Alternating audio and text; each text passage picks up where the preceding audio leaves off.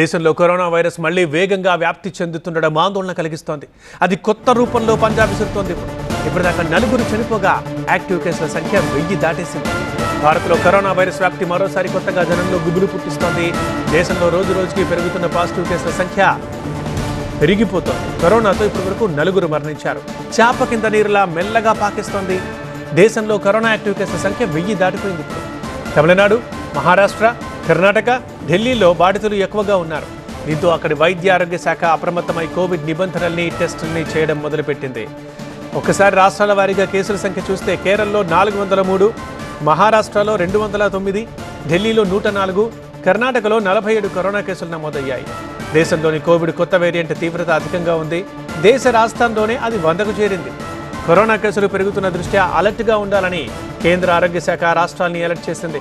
అన్ని సౌకర్యాలతో ఆసుపత్రుల్ని సిద్ధం చేసుకోవాలని సూచించింది. 2 కొత్త వేరియంట్లలో కరోనా ప్రభావం చూపిస్తున్నట్లు ఇండియన్ జీనోమిక్స్ కన్సార్టియం నిపుణులు గుర్తించారు.